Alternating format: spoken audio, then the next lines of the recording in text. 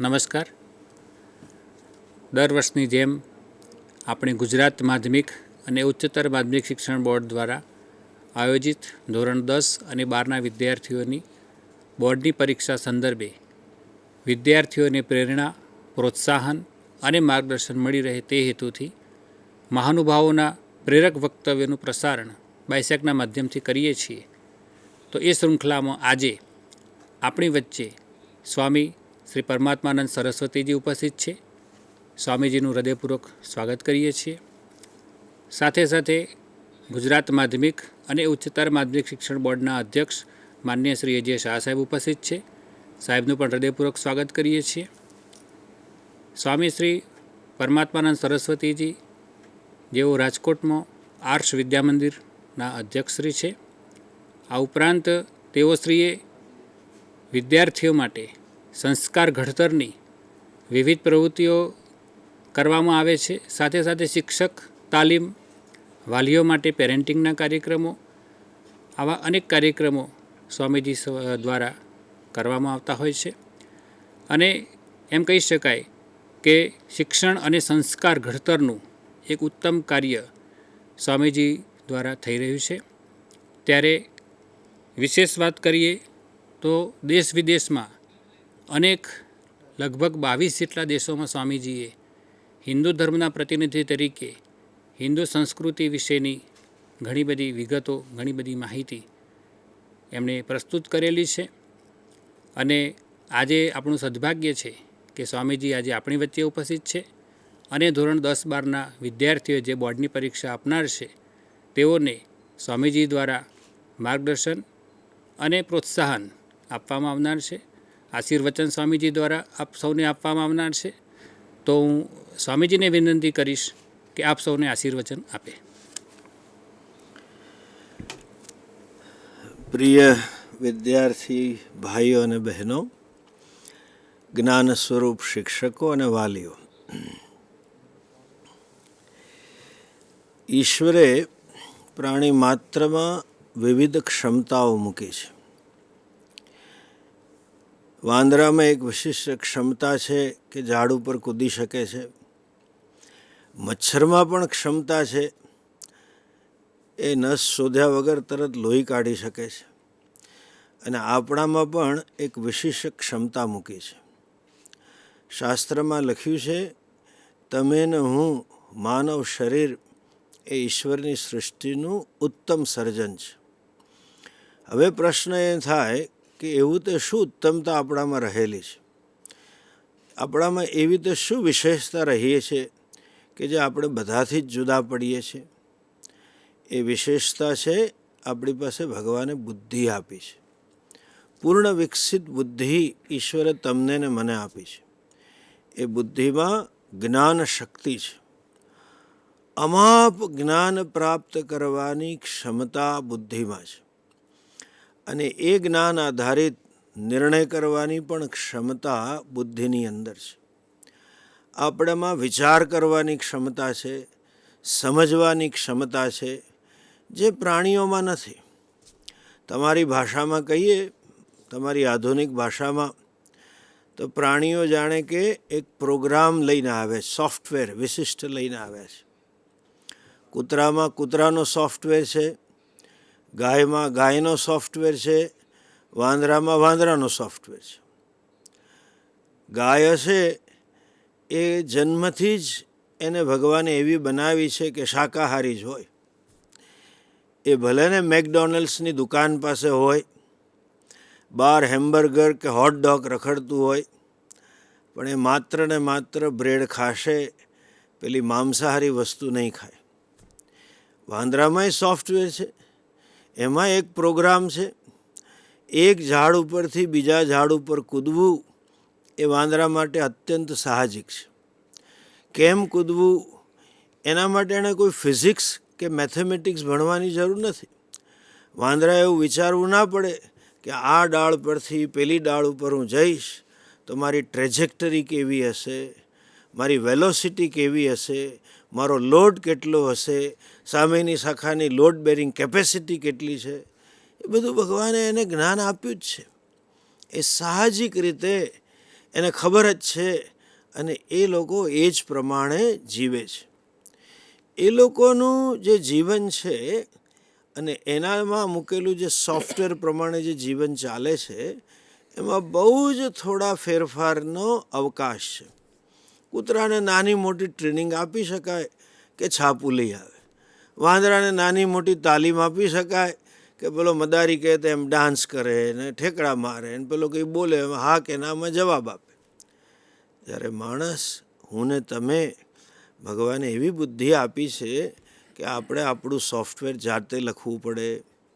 આપણને એવું મન આપ્યું છે કે આપણે કેમ શું વિચારવું, કેમ નિર્ણયો લેવા, શું જ્ઞાન પ્રાપ્ત કરવું, આપણા જીવનને કઈ દિશા આપવી, એ આપણા પર નિર્ભય છે. નિર્ણય શક્તિ પણ તમારી છે અને જ્ઞાન શક્તિ પણ તમારી છે. એ જ બુદ્ધિને લીધે એક બીજી ક્ષમતા છે તમારા અને મારામાં, જેને કહે ને સ્વસભાનતા, સેલ્ફ કોન્શિયસનેસ. પ્રાણીઓમાં સ્વ વિશેની એવી સભાનતા નથી જેવી આપણામાં છે. પ્રાણીઓને એટલી ખબર છે કે હું કૂતરો છું કે બિલાડી છું કે વાંદરો છું અને મારે આનાથી ડરવું જોઈએ અને આનાથી ન ડરવું જોઈએ. એવું સોફ્ટવેર ભગવાને એને આપી દીધું છે. મારે આ ખાવાનું અને આ નહીં ખાવાનું.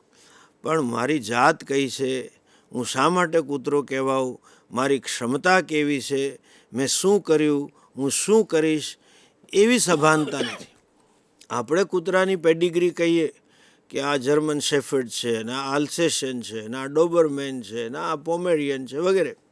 આપણે ગાયની જાત આપણે કહીએ કે આ ગીર ગાય છે ને આ જર્સી ગાય છે વગેરે. પણ ગાયને ખબર નથી કે હું ગીર ગાય છું. આપણને એમ લાગે કે આપણે કહીએ કે હા કેટલી સરસ જાતની ગાય છે, કેવી ઊંચી છે અને કેવી લાંબી છે અને કેવા સરસ એના શિંગડા છે. પણ ગાયને એવું નથી ખબર કે મારા શિંગડા બહુ સરસ છે, મારી ઊંચાઈ બહુ સરસ છે, મારી લંબાઈ બહુ સરસ છે. એવા પ્રકારની સ્વસભાનતા એ લોકોમાં રહેલા નથી. આપણને આપણી જાત વિશેની પૂર્ણ સભાનતા છે.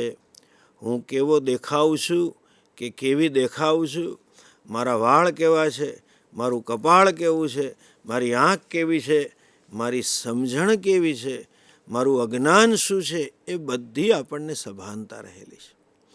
અને જ્યાં કોઈ વિશેષ સામર્થ્ય હોય ને, જ્યાં કોઈ વિશેષ શક્તિ હોય ને, ત્યાં વિશેષ સમસ્યાઓ પણ હોય. જેમ કે આપણે પહેલાંના જમાનામાં ખાલી ગાડા હતા. એ કોઈ સામર્થ્ય જ નહોતું માનવ સમાજ પાસે કે પોતાની ગતિ વધારી શકે. એ ગાડું બળદગાડું કેટલું દોડે, 10 કિલોમીટરની સ્પીડે કે માંડ 15ની સ્પીડે. એટલે ટ્રાફિક જામની કે એક્સિડન્ટની કે ક્રોસ રોડ પરની કે સ્પીડ બ્રેકરના એવા પ્રશ્નો કે એવા સમસ્યાના હલ હતા જ નહીં, કારણ કે સંભાવના જ નહોતી. પણ જેવી બધી ગાડીઓ આવી, જેવી આપણામાં સ્પીડ આવી, જેવું આપણી પાસે એક્સિલરેશન આવ્યું, એટલે પછી સ્પીડ બ્રેકર આવ્યા, સ્પીડ લિમિટ આવી, આમ પાર્ક કરો, આમ ન કરો, આમ ચલાવો, આમ ન ચલાવો, એ બધા નિયમો આવ્યા. કેમ?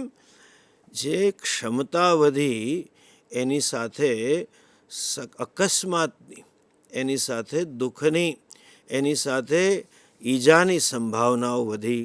એવી જ રીતે આ બુદ્ધિ આપી છે ને, એને લીધે આપણામાં વિશેષ ક્ષમતા છે. જો વાઘ અને સિંહ માંસાહારી પ્રાણી છે, પણ એ કદી બંદૂક લઈને શિકાર કરવા નથી જતા. માણસ માચડા પર બંદૂક લઈને બેસે અને નીચે પેલું પશુ રાખે અને વાઘને કે સિંહને મારે. એ લોકો બિચારા એની યથાશક્તિ જે નખ ને દાંત આપ્યા છે એનાથી શિકાર કરી અને પોતાનું પેટ ભરે છે. એની સાથે સાથે આ ક્ષમતા છે. એની સાથે સમસ્યા શું છે કે વાઘ અને સિંહ દોડે એકાદ વાર શિકાર કરવા. તમે ઘણીવાર વિડીયોમાં જોયું હશે, અને પેલું હરણ ભાગી જાય. હરણ એના હાથમાં ના આવે. એવું હાથમાં ના આવે તો વાઘ સિંહ બેસાડે છે, ફરી દોડે, ફરી ટ્રાય કર્યો અને ફરી કદાચ એનો શિકાર હાથમાં ન આવ્યો તો વાઘના મનમાં નિરાશા કે હતાશા આવતી નથી. તમે કોઈ દિવસ એવું જોયું કે ડિપ્રેશનમાં આવેલો કૂતરો હોય, કે કોઈ દિવસ એવું જોયું હતાશ થયેલો વાંદરો બેઠો હોય? તમે કોઈ દિવસ એવું જોયું કે વાંદરાને એવું થયું કે બસ હવે આપઘાત કરી નાખો? કોઈ દિવસ તમે એવું જોયું કે ગાયે આપઘાત કરી નાખ્યો, કે સિંહે આપઘાત કરી નાખ્યો, કે જંગલમાં રાજા હતો અને બીજો જુવાન સિંહ આવ્યો અને આ રાજાને કાઢી મૂક્યો? રાજાને ખૂબ દુઃખ થયું અને એ દુઃખમાં ને દુઃખમાં એણે આપઘાત કર્યો. કોઈ દિવસ પ્રાણીઓ કે પશુ પંખીઓ કદી આપઘાત કરતા નથી. કોઈ દિવસ પ્રાણીઓ કે પશુ પંખીઓ કદી નિરાશામાં, કદી ડિપ્રેશનમાં, કદી સ્ટ્રેસમાં આવતા નથી. આ બધી વિશિષ્ટ શક્તિને લીધે આપણી, મારી ને તમારી વિશેષ સંભાવનારૂપી સમસ્યા છે. આ વિશેષ ક્ષમતા આપી છે. એનો અર્થ એવો નથી કે આપણા જીવનમાં નિરાશા આવશે જ. એનો અર્થ એવો નથી આપણા જીવનમાં હતાશા આવશે જ. એનો અર્થ એવો નથી કે આપણા જીવનમાં આપઘાતના વિચાર આવશે જ. ના, સંભાવના છે. અને એ સંભાવના ક્યારે શક્ય બને છે? જ્યારે આપણને ભગવાને આપેલી શક્તિનો આપણે યોગ્ય ઉપયોગ ન કરીએ તો. આપણને આપેલી ક્ષમતાનો આપણે યથાર્થ વિનિયોગ ન કરીએ તો, અને જ્યારે આપણે એના ગુલામ બની જઈએ શક્તિના, સંભાવનાના, ત્યારે આપણા મનની અંદર આવા બધા વિચાર આવે છે. જો શાસ્ત્ર તો એવું કહે છે કે મનુષ્યનું શરીર એકદમ કેટલાય જન્મોના પુણ્ય થયા હોય ત્યારે આ પ્રાપ્ત થાય છે. અને જેમ હમણાં જ મેં તમને કહ્યું, એની વિશેષતા શું છે? સ્વતંત્રતા છે. વિચારવાની સ્વતંત્રતા છે, સમજવાની સ્વતંત્રતા છે, નિર્ણય લેવાની સ્વતંત્રતા છે, ભાવનાની સ્વતંત્રતા છે, ઉર્મિની સ્વતંત્રતા છે. પ્રાણીઓમાં નથી. એ તો બધું મેં કહ્યું તેમ નિશ્ચિત જ છે, પ્રોગ્રામ જ છે.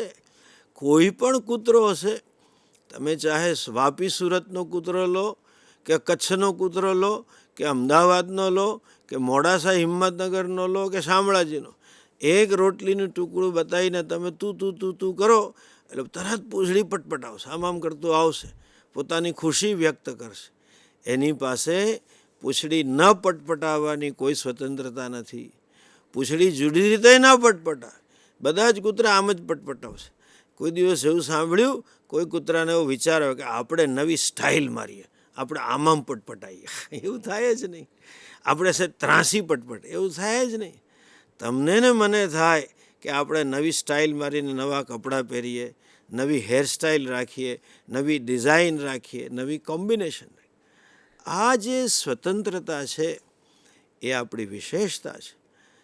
સ્વતંત્રતાની વ્યાખ્યા શું છે? સ્વતંત્રતા એને કહેવાય કે જ્યાં દુરુપયોગ થઈ શકે. અંગ્રેજીમાં કહીએ ને, વોટ ઇઝ ફ્રીડમ?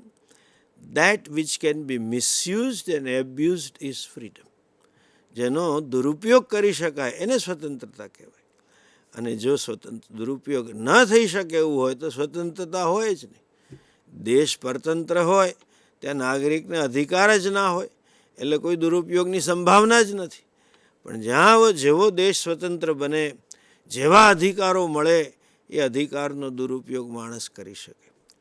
આપણી જે આ શક્તિ છે, વિચાર શક્તિ, નિર્ણય શક્તિ, જ્ઞાન શક્તિ, ભાવનાની શક્તિ, મેં તમને કહ્યું તેમ કૂતરાને રોટલી આપો એટલે ખુશી જ વ્યક્ત કરશે.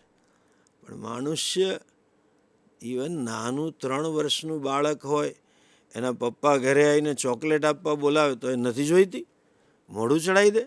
પપ્પાને વહાલ કરો તો ના પાડી દે.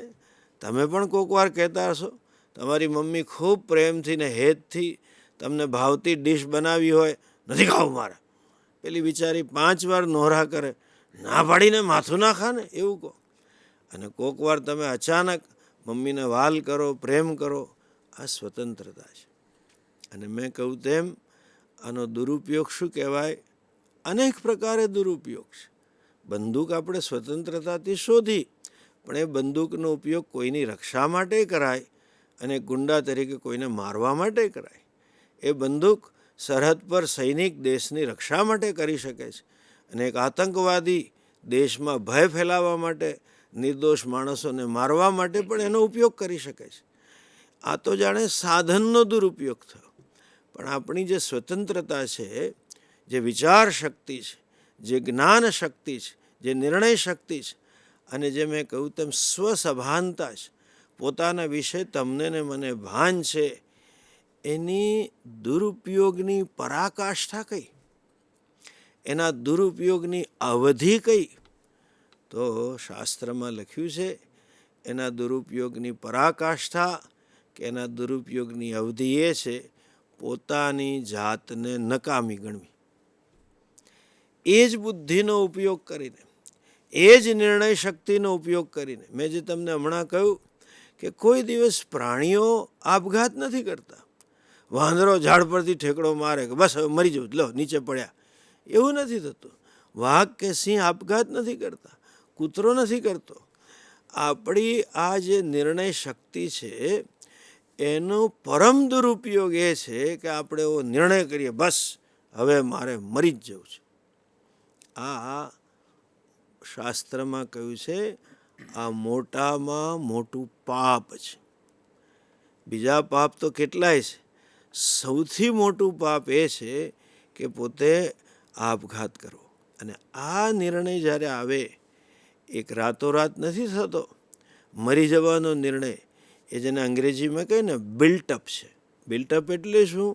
એક દિવાલ ઊંચી ચણી હોય ને તો એક એક એક એક એક ઈંટ મુકાતી હોય. આ નિર્ણય પહેલાં કેટલાય વિચારો આવ્યા હોય અને બધા વિચારોમાં શું હોય? હું નકામો છું કે હું નકામી છું. બસ હું નકામો છું, મેં નકામી છું, મેં જીવનમાં કંઈ ઉકાળ્યું નથી અને હું જીવનમાં કંઈ ઉકાળવાનો કે ઉકાળવાની નથી. મારા નસીબ જ ખરાબ છે. ભૂતકાળમાં હું કંઈ કરી શક્યો કે કરી શકી નથી અને હવે કંઈ થવાનું નથી. પરીક્ષામાં આમ જ થવાનું છે, પેપર આવું જ જવાનું છે, મારા માર્ક આવા જ આવશે અને પછી હું સમાજને મોઢું બતાવવા લાયક નહીં રહું. બધાય મને નકામી કે નકામો ગણશે, માટે જવા દો, મરી જવું છે. આપઘાતના નિર્ણયના પાયામાં પુનઃ પુનઃ આવા નકારાત્મક, હતાશાત્મક, નિરાશાત્મક વિચારોની આવૃત્તિ ઊભી થાય છે. આ વિચારો કર્યા કરવા એ પણ એક પાપ છે. પાપની પરાકાષ્ઠા શું છે કે આપણે નિર્ણય કરીએ ને અમલમાં લાવવાનો વિચાર કરીએ, પણ એવા વિચાર આવવા એ પણ એક પાપ છે. કેમ એવું કહ્યું છે જરાક સમજો. શા માટે એને અતિ ખરાબ કહેવામાં આવ્યું છે? જો ઈશ્વરે બે સત્ય આપણે જીવનની અંદર સમજવા જોઈએ. દરેકમાં વિભિન્નતાઓ મૂકી છે. દરેક મનુષ્ય, દરેક વિદ્યાર્થી કે વિદ્યાર્થીની એકબીજાથી જુદા છે. તમે વિજ્ઞાનમાં ભણ્યા હશો કે ક્યારેય આંગળાની છાપ સરખી હોતી નથી. આંગળાની છાપ ક્યાં? કાનની બૂટ સરખી નથી હોતી, કીકી સરખી નથી હોતી. કેટલું બધું જુદું જુદું છે. દરેકનો સ્વભાવ જુદો હોય, દરેકના મૂલ્ય જુદા હોય. એમાં ઘણું બધું ઓછું વધતું લાગે. કોઈક ગોરા હોય, કોઈક કાળા હોય, કોઈક ઘઉંવર્ણા હોય, કોઈક ઊંચા હોય, કોઈક નીચા હોય, કોઈક જાડા હોય, કોઈક પાતળા હોય, કોઈક સુંદર દેખાતા હોય, કોઈક બેડોળ હોય. બધું છે. પણ એક વસ્તુમાં ભગવાને ક્યાંય ઓછું વધતું નથી મૂક્યું, અને એ છે આપણી બુદ્ધિ, એ છે આપણી જ્ઞાન શક્તિ, એ છે આપણી વિચાર શક્તિ. તમે વિજ્ઞાનમાં ભણ્યા હશો, આપણી પાસે જેને કહે ને આઈક્યુ, બુદ્ધિની ક્ષમતા છે, એનો માંડ દુનિયાના તેજસ્વીમાં તેજસ્વી લોકો, જે લોકો કદાચ નોબેલ પારિતોષિક લાવતા હશે એવા પણ માણસો, માંડ 2 કે 3% એનો વિનિયોગ કરે છે. એટલી બધી ક્ષમતા આપણી બુદ્ધિની અંદર રહેલી છે. એટલું બધું સામર્થ્ય આપણી બુદ્ધિની અંદર રહેલું છે. એટલી જેને અંગ્રેજીમાં કે એટલી બધી પોટેન્શિયલ તમારાને મારામાં રહેલી છે. એવો એકેય માનવી નથી બનાવ્યો કે જેની પાસે અનંત સંભાવનાઓ, અનંત શક્તિ ભરેલી બુદ્ધિ ન હોય. બુદ્ધિ છે તો આ બધી સંભાવના છે. માત્ર આપણે એ સંભાવનાને પ્રગટીકરણ કરવાનું છે. માત્ર ને માત્ર આપણે એ સંભાવનાઓને કુંઠિત થતી રોકવાની છે. એને અભિવ્યક્ત થતી અટકાવનારા પરિબળો છે એ દૂર કરવાના છે. એના માટે બીજું કશું જ નથી કરવાનું. રખેને તમે એવું માનતા કે તમારે સમર્થ બનવાનું છે. અસમર્થ બનાવનારા જે પરિબળો છે એને દૂર રાખો. સામર્થ્ય તો છે જ, તમારે કશું કેળવવાનું જ નથી. બરાબર આ ચાંદીના લોટા જેવું છે. જૂનો ચાંદીનો લોટો હોય, 50-100 વર્ષ જૂનો, એકદમ માળિયામાંથી કે જમીનમાંથી મળી જાય તો એકદમ કાળો લાગે. અને આપણે શું કરવું પડે? એને ઘસવું પડે. જે ચાંદીમાં ચળકાટ ઉમેરવાનો નથી, એમાં રહેલો ચળકાટ માત્ર ને માત્ર આપણે પ્રગટ કરવાનો છે. ચળકાટ, ચળકાટને ઢાંકનારા જે પરિબળો છે એને આપણે દૂર કરવાના છે. આનું નામ જ શિક્ષણ છે. રખેને તમે એવું માનતા ડિગ્રી લઈ લેવી, આટલા ટકા આવવા, મેડિકલમાં કે એન્જિનિયરિંગમાં કે આ સારી કોલેજમાં એડમિશન લેવું, એટલું ભણતર નથી. ભણતરનું પ્રયોજન શું છે? તમારામાં ને મારામાં રહેલી અનંત ક્ષમતાઓને પ્રગટ કરવી. અને પ્રગટ કરવા માટે શું કરવાનું છે? ફરી કહું તેમ, ચાંદીના ચળકાટને ઢાંકનારું જે પરિબળ છે એને દૂર કરવાનું છે. એમ આપણી ક્ષમતાઓને દૂર કરવા, આપણી ક્ષમતાઓને કુંઠિત કરતું પરિબળ, આપણા સામર્થ્યને પ્રગટ ન કરનારું પરિબળ છે, એને આપણે ઘસી ઘસીને દૂર કરવાનું છે. તમે સૌ જન્મથી જ મહાન છો. ક્યારેય પણ એવું માનવાનું નહીં કે હું નકામો છું કે નકામી છું. આ વિચાર માત્ર મહાપાપ છે.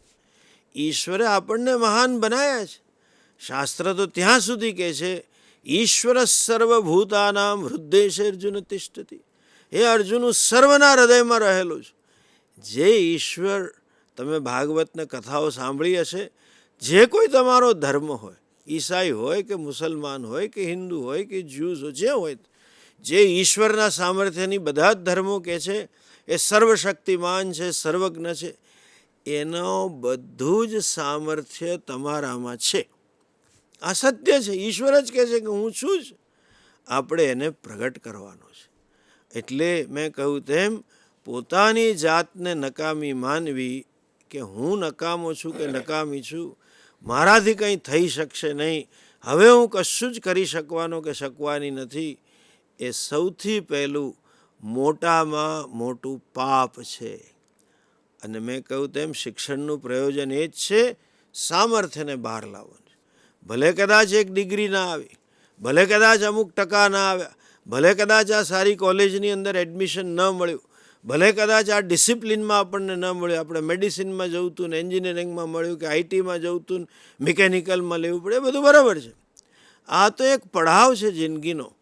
મારામાં મેં કહ્યું તેમ, શિક્ષણ કોને કહે છે? અનંત ક્ષમતાઓને બહાર લાવવી, એ શિક્ષણ છે. તમે ગુરુજીની સ્તુતિ માટે આ શ્લોક બોલ્યા શીખ્યા હશો. અજ્ઞાનતિમિરાંધસ્ય જ્ઞાનાંજન શલાકયા ચક્ષુરુન્મીલિતં યેન તસ્મૈ શ્રી ગુરવે નમઃ. ગુરુજી કોણ છે? શિક્ષણ કેવું છે? જેમ આંખમાં મોતિયો થયો હોય તો મોતિયો આવે ને એટલે બધું ઝાંખું ઝાંખું દેખાય. તમારા ઘરમાં કોઈ વડીલને આવે ને તો પૂછજો, બધું અસ્પષ્ટ અને ધૂંધળું દેખાય. ડૉક્ટર શું કરે? એ પડળ હોય ને એ દૂર કરી નાખે અને એકદમ ચોખ્ખું દેખાય. ડૉક્ટર એ પેશન્ટને દ્રષ્ટિ નથી આપતા, પણ દ્રષ્ટિની આડે રહેલું વિઘ્ન, એ પડળ દૂર કરે છે.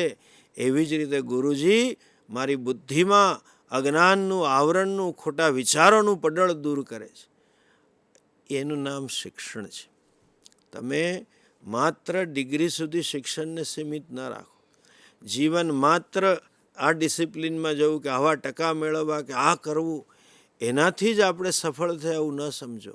જીવનનું સાફલ્ય એ છે, મારામાં રહેલી અનંત ક્ષમતાઓને હું પ્રગટ કરીશ. પેલું લોકમાન્ય તિલકજીનું વાક્ય છે ને, સ્વતંત્રતા મારો જન્મસિદ્ધ હક છે અને હું મેળવીને જ જંપીશ. એમ અનંતતા, પૂર્ણતા, અમૃતત્વ, સુખ એ મારું જન્મસિદ્ધ સ્વરૂપ છે. હકે નથી, તમારું સ્વરૂપ છે. અને એને હું મેળવવાનું નથી જ્યારે સ્વરૂપ છે ત્યારે, એને હું પ્રગટ કરીને જ રહીશ. આ દ્રઢ નિશ્ચય, આ સમજ પોતાના જાત વિશે આપણામાં સૌથી પહેલી હોવી છે. અને મેં કહ્યું તેમ ઈશ્વરે અનંતતા બક્ષી છે, આ એક વસ્તુ. બીજું સત્ય એ છે, એ પણ આપણા જીવન વિશે તમારે ને મારે આ સમજવાની જરૂર છે. ક્ષમતા રહેલી છે, ક્ષમતાનું પ્રગટીકરણ કરવાનું છે, મારે કંઈ સામર્થ્ય મેળવવા નથી. જ્યારે આપણને એમ આપઘાતનો વિચાર આવે, જ્યારે આપણને કંઈ ખરાબ કરવાનું મન થાય, જ્યારે આપણે આપણી જાતને હલકી માનીએ, નીચ માનીએ, નકામી માનીએ, ત્યારે આપણે એવું પણ સાથે સાથે માનતા હોઈએ છીએ કે મારી અહીંયા કંઈ જરૂર નથી, હું નકામો કે નકામી છું, મારું દુનિયામાં સ્થાન નથી. આ છે ને સૃષ્ટિ ખૂબ બુદ્ધિપૂર્વકની છે, જેને અંગ્રેજીમાં કહે ને it's a very very intelligent creation. માણસની બુદ્ધિ કલ્પી ના શકે એવું સુંદર અને વિચારશીલ આખું સર્જન બનાવ્યું છે. શરીરના એક એક અંગ તમે જુઓ, આંખ જુઓ, નાક જુઓ, કાન જુઓ, એનું સ્થાન જુઓ, એનો આકાર જુઓ, કંઈ ફેરફાર થઈ શકે એવું નથી. એટલું સુંદર સર્જન છે અને બધું એક હેતુસભર છે. It is an intelligent creation and it is a purposeful creation.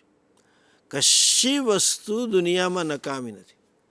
આપણે જે વસ્તુ બહુ ઉપયોગી નથી માનીને એનો બગાડ કર્યો એટલે તો પર્યાવરણની સમસ્યા છે. આપણે સમજ્યા નહીં. એક સાદો દાખલો આપીએ કે માનવ સમાજ વૃક્ષોની આવશ્યકતા સમજી નહીં, કાપ કાપ કર્યા તો આજે કેવી બધી સમસ્યા ઊભી થઈ છે. આ શરીરમાં કે આખી સમષ્ટિમાં કશું જ નકામું નથી. જ્યાં સુધી એ વસ્તુ ઉપયોગી છે ત્યાં સુધી એનું અસ્તિત્વ છે.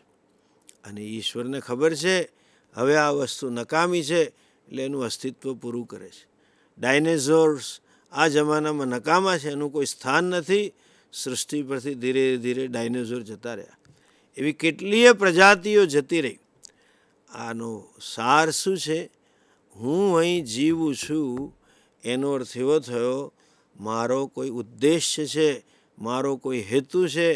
I have to fulfill a purpose. I am purposeful. I am useful. ભલે હું મારી જાતને નકામો કે નકામી ગણું, પણ મારો કંઈક પ્રયોજન છે જ, મારે એક પૂર્ણ કરવાનું છે અને માટે હું છું.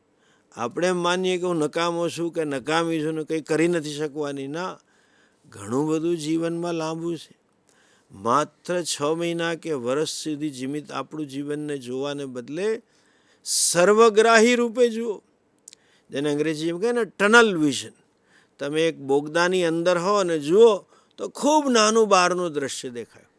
પછી બોગદાના છેડે આવીને જુઓ, એકદમ સુંદર મનોરમ્ય આખું પનોરમા, આખું વિહંગાવલોકન કરીએ ત્યારે ખબર પડે આટલી સુંદર પુષ્પોની અને વૃક્ષોની સૃષ્ટિ છે ત્યાં. એમ આપણું જીવન સર્વગ્રાહી રૂપે જોતા શીખવું જોઈએ. એક ઘટનાથી કે એક પ્રસંગથી કે કહેવાતી એક નિષ્ફળતાથી પોતાની જાતને નકામી માનવી એ ખોટી વસ્તુ છે. મારું કોઈ પ્રયોજન છે અને મારે સિદ્ધ કરવાનું છે. સમાજની અંદર આવા કેટલાય મહાપુરુષો થયા છે અને કદાચ વધારે કહું તો આપણે એમ આશા રાખીએ ને કે જીવનમાં મને બધી જ સફળતા મળે. આ શેના જેવી આશા છે ખબર છે? કે તમે સ્કૂટર લઈને નીકળો અને રસ્તામાં એવી આશા રાખો કે એક ટ્રાફિક મને આડો ના આવે. તમે સ્કૂટર લઈને નીકળો એટલે આગળ અચાનક એક બીજો સ્કૂટરવાળો આમ કરતો ટર્ન લેશે. સ્કૂટરવાળો ના લે તો કાંઈ નહીં, પેલો રિક્ષાવાળો લઈ લેશે અને તો માંડ બ્રેક મારીને ઊભી રાખો ને ગયેલા ભાઈ સાઈડ આપને, તો પેલો કહેશે પગ તો બહાર કાઢ્યો છે, નથી દેખાતો. આવું તો થવાનું જ છે. રસ્તામાં બમ્પ આવવાના જ છે, રસ્તામાં ખાડા આવવાના જ છે, રસ્તામાં ટ્રાફિક આવવાનો જ છે. જેને અંગ્રેજીમાં કહીએ when you are driving you have to negotiate the traffic. આપણે રસ્તો કાઢતા શીખવાનું છે. આપણને મોડું કરનારા પરિબળો, આપણી ગતિને કુંઠિત કરનારા પરિબળો આવવાના જ છે. તમે પહોંચો ને લાઇટ બંધ થઈ જશે, તમે પહોંચો ને રેલવેનું ક્રોસિંગ અચાનક બંધ થઈ જાય, એવું તો થવાનું જ છે. એવી જ રીતે જીવનમાં આપણા ધ્યેયને સિદ્ધ કરતી વખતે એને આડે આવનારા પરિબળો આવવાના જ છે. જિંદગીમાં કોઈ, ગુજરાતીમાં કહે ને કાળા માથાનો માનવી એવો ઉત્પન્ન થયો નથી, જન્મ્યો નથી કે જન્માનો નથી કે જેને નરી સફળતાઓ મળી હોય, અને એવોય નથી જન્મ્યો જેને નરી નિષ્ફળતાઓ મળી હોય. જીવન મિક્સ બેગ, ભેગું છે. જેને આપણો ગુજરાતી દાખલો આપીએ ને, ગોળ કેરીના અથાણા જેવું છે. થોડું ગળ્યું લાગે અને થોડું તીખું લાગે, થોડી સફળતા આવે અને થોડી નિષ્ફળતા પણ આવવાની જ છે. આ વાસ્તવિકતા સ્વીકારીને ચાલો. સત્યનો અસ્વીકાર જ્યારે કરીએ ત્યારે જ નિરાશા અને હતાશ. વાસ્તવિકતાનો અસ્વીકાર કરવો એ જ અપરિપક્વતાની લક્ષણ છે. તમે બધા 10મા 12માના વિદ્યાર્થીઓ છો, 15-17 વર્ષના છો, પુખ્ત વયના છો. બાળક તમે બાળક નથી. બાળક એને કહેવાય કે જે વાસ્તવિકતા સ્વીકારે જ નહીં. નાના છોકરાનો ફુગ્ગો ફૂટી જાય એટલે રડવા બેસે, મારો ફુગ્ગો કેમ ફૂટી ગયો? એટલે ફુગ્ગો છે તો ફૂટશે ભાઈ. એમ જીવનમાં કેમ હું નિષ્ફળ થયો, માર કેમ ઓછા કરીએ આપણે. એ આપણે શું સૂચવીએ છીએ કે 17 વર્ષનો જુવાન છે કે યુવતી છે, મૂછવાળી કે લાંબી, પણ બોટલ લઈને દૂધ પીએ છે. કેવું લાગે? માનસિકતા એ બોટલની છે. નિષ્ફળતા આવવાની છે, એ વાસ્તવિકતાને સ્વીકારીને ચાલો. Please understand, the failure is not the parameter to judge your capacity to success. નિષ્ફળતાઓ તમારી સફળ થવાની ક્ષમતા માપવાનો માપદંડ નથી. એક નહીં, અનેક વાર કેમ નિષ્ફળતા ન આવે. જીવનની ઘટનાઓ વિચિત્ર છે, જેને કહે ને કેલિડિયોસ્કોપિક પેટર્ન જેવી છે. એટલે નાનપણમાં કાચની બંગડીનું રમકડું આવતું હતું ને, આમ ફેરો એટલે નવી નવી ડિઝાઇન આવે. જીવનમાં હવે કેવી ડિઝાઇન આવશે મને ખબર નથી, પણ એ નિષ્ફળતા આવવી એક વસ્તુ છે. હું તો ત્યાં સુધી કહીશ, ખાસ કરીને વિદ્યાર્થી અવસ્થામાં, તમે જ્યારે કોઈક આદર્શને પકડીને ચાલો છો, તમે જ્યારે કોઈક ઉચ્ચ ધ્યેયને મેળવવા માટે પ્રયત્ન કરી રહ્યા છો, ત્યારે નિષ્ફળતાનો ભય પણ લાગશે.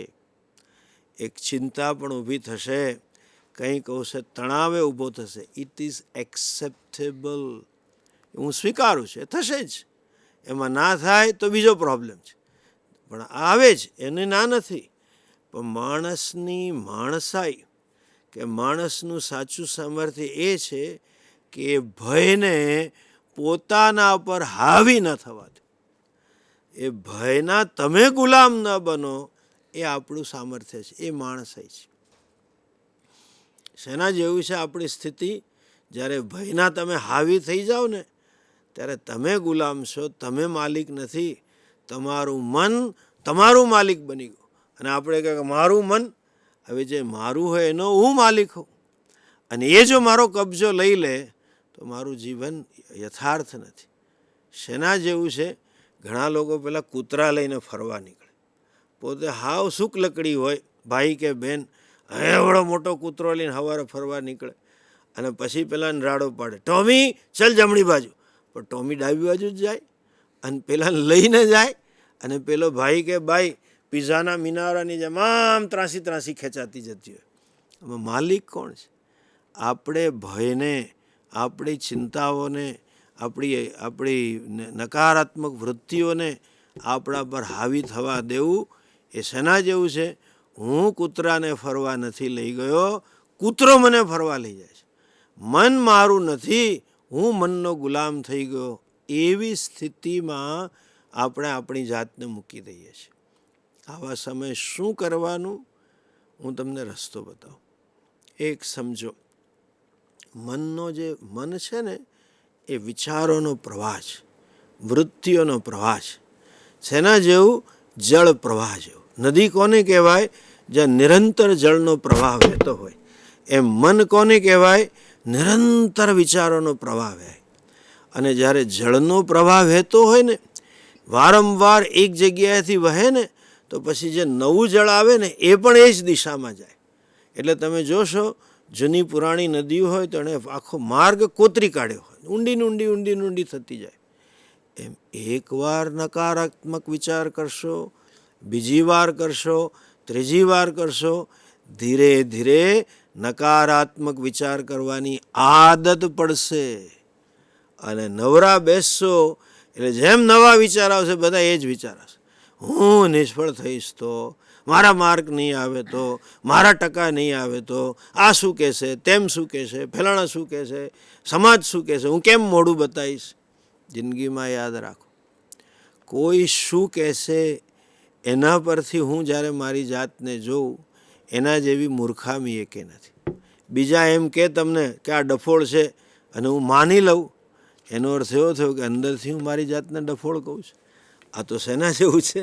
રસ્તા પર આપણે જઈએ અને કંઈક એ હોશિયાર વિદ્યાર્થી 5-6 જણા આગળ જતા હોય, અલા એ હોશિયાર છોકરા કે છોકરી, તો એક જ કે બે જ જણ પાછળ જોશે.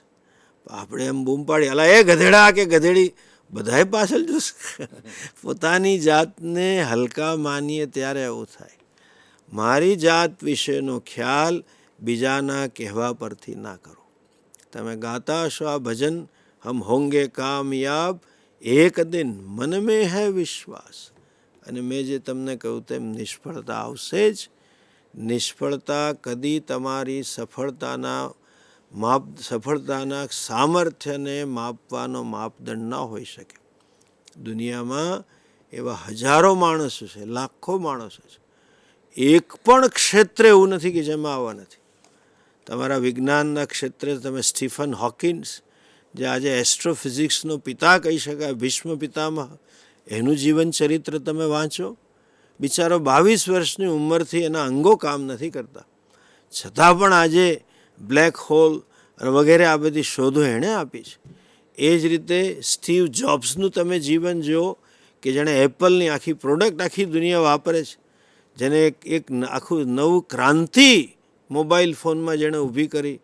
એ કેવો દીકરો, અનાથ આશ્રમમાં ઉછરેલો, એને મા બાપ કોઈ દત્તક લેનારા આવતું તો ના લીધા, પાછા દત્તક લીધા પછી યુનિવર્સિટીમાં ફેલ થયો, કંપની શરૂ કરી, એ કંપની આગળ વધે એટલે એને બીજો માણસ તૈયાર કર્યો, એણે જેને દગો મૂકીને કાઢી મૂક્યો, અને છેવટે કેન્સર થયો.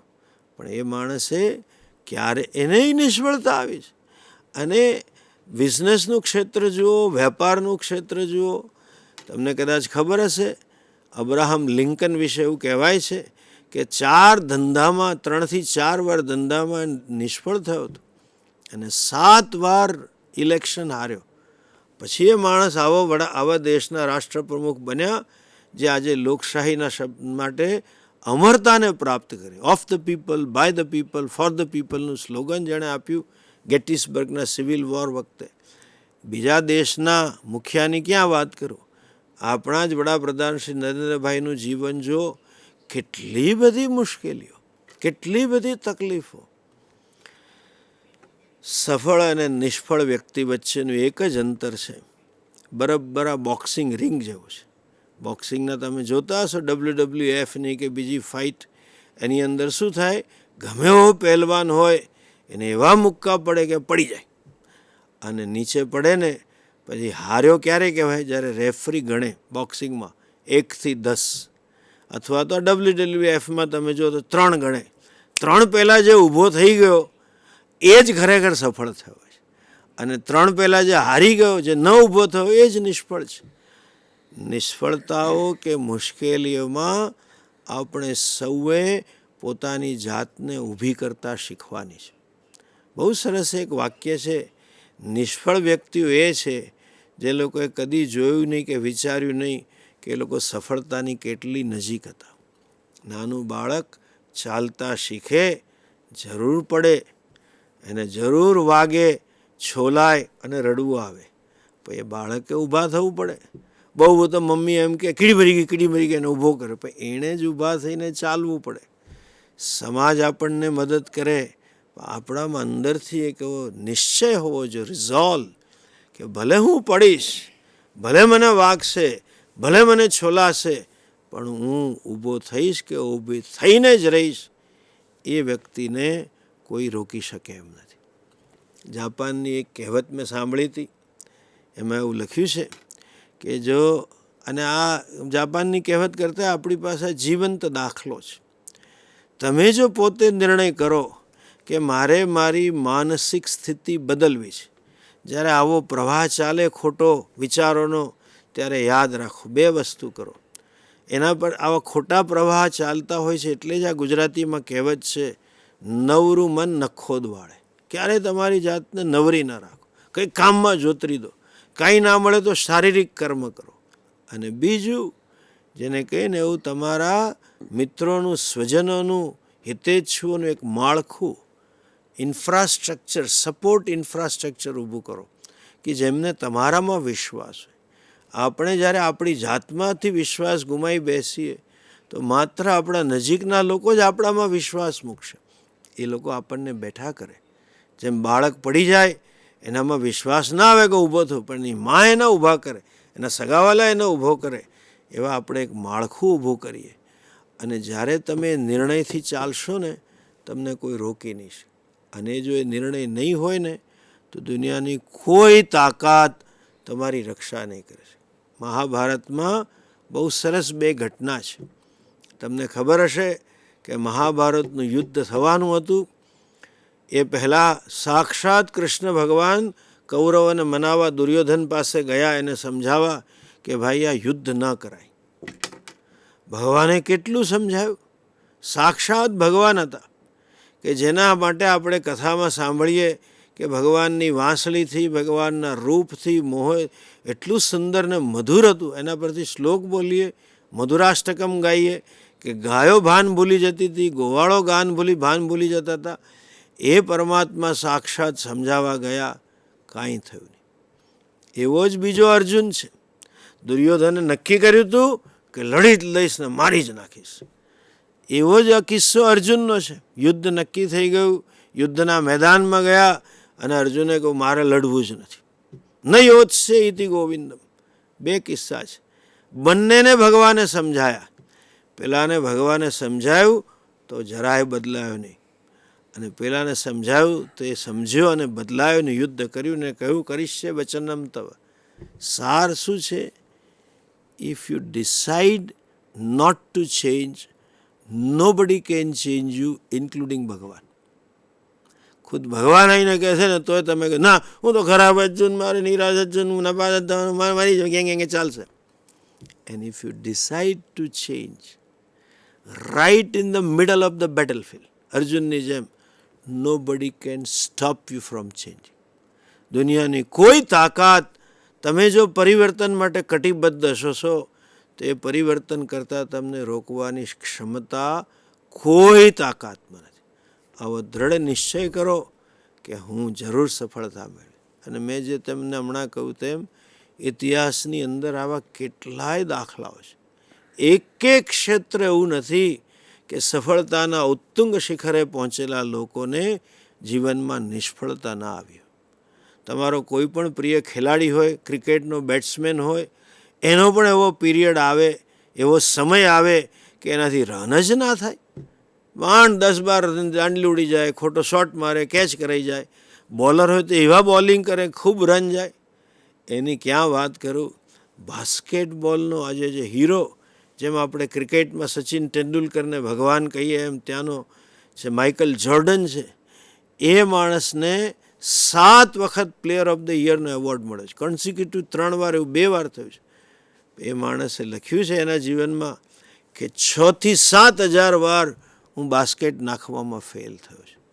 નિષ્ફળતા આવશે જ, પણ એ નિષ્ફળતા મને સફળતા તરફ તો જ લઈ જશે જો હું મારી આત્મશક્તિને જાગૃત કરીશ. ન આત્માનમ અવસાદે.